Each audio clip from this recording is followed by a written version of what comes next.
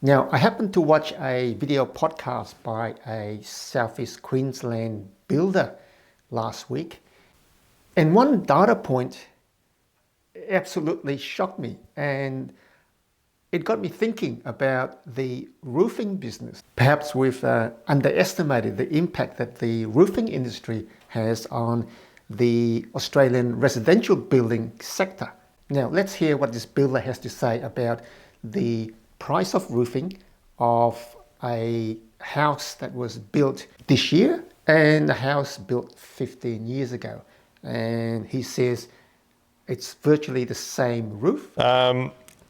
This next one blew me away a little bit. So in 2010, we roofed the entire house. So all your roofing buttons, your anti-con blanket, your roof sheeting, your barge caps, all your flashings, your fascia and gutter, everything for $12,596.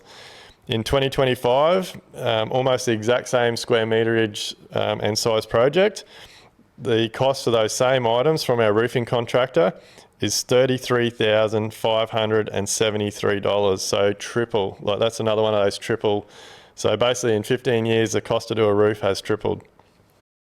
And yes, what shocked me was the fact that the price of the roof had tripled over 15 years. So I asked myself the question, why? Why has it tripled? Now, a pain point that this Aussie builder had was about productivity. And therefore, you would think that since the roofing prices have tripled in 15 years, then the productivity of roofers has really gone way down. So what's actually happening? Does anyone in the government or in the building industry know exactly what is happening? Now, we've got this big push by the government to put more housing together because Australia needs more housing. And it seems like if you talk to the people who know in the building industry, the whole industry is struggling. Yes, struggling to build enough houses. And is productivity the culprit? Now, what exactly is productivity? And if you ask ChatGPT, it gives you a definition. So the productivity is how much you can produce per hour. So the more you produce per hour, the higher your productivity. Simple, right? So here is a shocking result about productivity in the building industry. Now, it seems like compared to 1995, it takes us exactly twice the amount of man hours to build a house. So how can you build more houses if it takes twice the manpower to build houses compared to, say, 1995? And if you compare this drop in productivity in the building industry compared to the productivity for the rest of the population, the other industries are actually grown. So the productivity have gone up 50% and we've actually gone down by 100%. Now, when I started in the Australian building industry, the commercial building industry a few decades ago, there were specific trades that had their own characteristics. Now, we used to lump scaffolders and roofers in the same category, and the reason was because they were so unreliable. We see them in the morning and we then struggle to see them back after lunchtime because they'll go for lunch and we'll never see them again. So the scheduling of work for scaffolders and for roofers was always going to be a problem. We just couldn't measure their productivity. Now, the steel fixers who fixed the steel before the concrete were a little bit better. They were in a different category. They weren't quite as bad as the roofers and the scaffolders, but we had to make sure that they were always on the job. And then we got the concreters. Now, I think the concreters were the best because they were always under the pump. It meant that when the slab was ready for concrete and the concrete started rolling onto site, there's nothing that the concreters can do but work because concrete waits for no one. It just goes hard. So the concreters had to stay on the job till everything was finished. There was really no lunch for them or any real breaks. They just had to keep going. They were well under the pump. And we found that the other trades tended to be a lot better. So the pain point for us was always roofers and the scaffold. Now, decades down the track, it seems that roofers are in fact as infamous as they were decades ago. They are unreliable, and as a result, they are expensive. So the question naturally is why? Why are roofers in their own special category? Now, after being in the roofing industry and the residential roofing industry for a few decades, I think I got a few insights as to why roofers are so unreliable and thus very expensive. And the main driver is just supply and demand.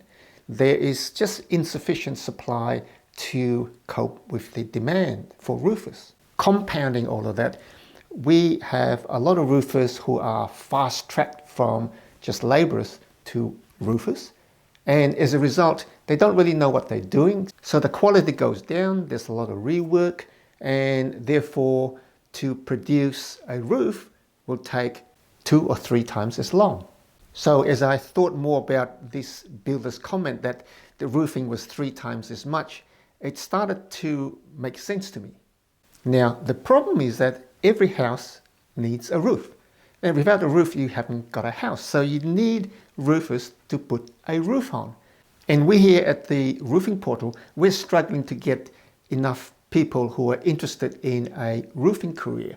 We look at apprentices, and it seems like that most apprentices want to be builders. So they want to be carpenter apprentices rather than a roofing apprentice. There's no one really wants to be a roofer. There's this image that roofers work in very dangerous environments, and therefore potential tradies want to have their feet on the ground. So they want to be carpenters, and then they want to progress to a builder where they don't have to do any work. And roofing is hard work. Now, apart from the danger with working at heights, there are a lot of other factors that limit the productivity of roofers. The main one being the weather, because if it rains, you can't get on the roof, so the whole day can be wasted. If it's really, really hot, you can only work a limited amount of hours because physically you just can't handle the very high heat.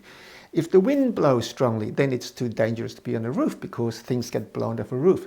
So the climate has a lot of implications on the productivity of roofing work. So no matter how diligent the roofer is, the climatic conditions can vastly impact his productivity. So for a roofer's job or a roofer's business to be viable, if you can't work, then someone has to pay. And that someone is the community, and it's the country. Now, we know that weather is a huge impact on the roofer's productivity, and there's nothing really we can do much about the weather. Now, is there anything else we can do? Well, I think the other major drawback against productivity in the roofing industry is just the culture. So the culture of productivity. Now, as a young lad, I tell you this story. When I started in the building industry, I used to look after this gang of scaffolders, and they introduced quite a foreign concept to me. And this concept was called job and knock. So they would come up to me and say, job and knock today? And I would go, what do you mean? They said, well, we've got to get all this done, and when we're done, we are knocking off. And I go, okay, I'll just pay you for the hours that you work. They say, no, it's job and knock, which means that if you only spend 4 hours on a job and we're all done, you pay us for the 8 hours. We knock off, we go to the pub, we spend our money, and you pay us for the full 8 hours. That's what job and knock means.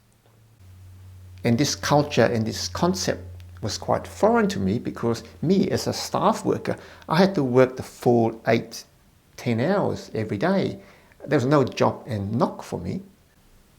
And to be productive, I had to be working for the full day. Whilst these guys go, it's job and knock.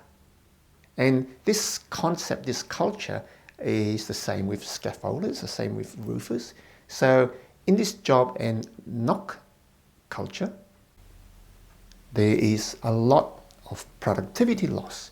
And I guess because in these industries, there are certain elements of work that can be identified as a component. So they can come and propose that there's a component, we'll get it done, and that's it for the day. And it's up to them to determine what that component is, right? But they are easily identifiable components in these industries. A roof, for instance, you can get a section of roof done, and that becomes a component for the day, and job's done, and the day's done. And what do they do when the day is done? Well, they go off to lunch, and they go to the pub, or they go and do something else to spend their money, right? And the thing is that when they spend their money, it's great for the GDP figures, because the GDP figures is all about consumer spending. So the more they spend, the better it looks for the government, because the GDP figures go up. But GDP has got nothing to do with productivity, because if we want to be competitive, we have to be productive. And my argument is that in the roofing industry, there is very little competition. And because of that, there's no push for productivity. So this is now built into the culture, and you'll hear a lot of roofers, a lot of the young roofers come in and say, mate, we just smashed the job out. And this is said as an accomplishment. And smashing the job out means that they got stuck into the job, they got it all done as quickly as they can, and then they knocked off and they went and did whatever they wanted to do. That's what smashing the job out is all about, getting it done as quickly as possible. While it may be productive in that short period of time over the whole day, in terms of total productivity, productivity has actually gone down, not gone up. So if we are trying to increase productivity in the building industry, and specifically in the roofing game, there's indeed a lot of scope to increase the productivity, but it's a fight against the current culture. So what's the solution? Well, if the solution was easy, it would have been done a long time ago. But I think ultimately the solution is trying to change that culture, and the only way to change it is to train people to think differently. And it has to be training to switch the way we look at work as something that we can take pride in when we are productive. We are fully productive. You get a good day's work done, and you get rewarded for that full days of work. And when the work's finished, you do whatever else you do in your life.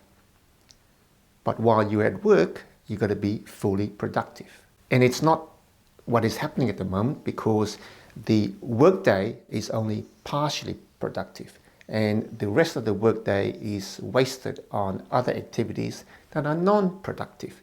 Great for the GDP, but no good for productivity. So, okay, you might ask, what does all this mean? Well, I'm a simple sort of guy, and I like to put things in simplistic terms, which may not always be correct. But we know that there's lots of elbow room in terms of productivity in the building industry, the roofing in the building industry, right?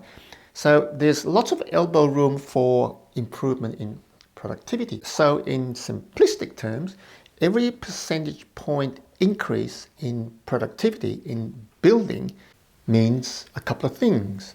One, we can build houses quicker.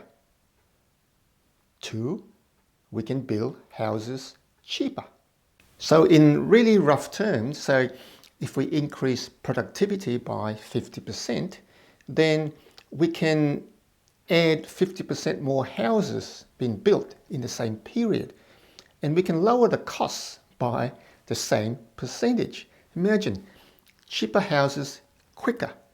Now, it's not going to do much for the GDP figures, and the government's not going to be happy, because we're spending the same amount of money in that same period of time. So consumer spending doesn't go up, so GDP doesn't really move up that much. Not a good thing for the government, but for us simple people, if we can increase the productivity in the building industry, we don't need as much people, like the government is telling us, as much tradespeople to come in and build all these houses. We just need people to work more productively. Now, I'm sure I'll get comments saying that it's not as simple as that, but I think the logic is correct, that if we were to improve the productivity, we would build things faster at a lower cost, because that's what productivity is, making more things in less time. So if all this works out, you'll get more reliable roofers at a cheaper price.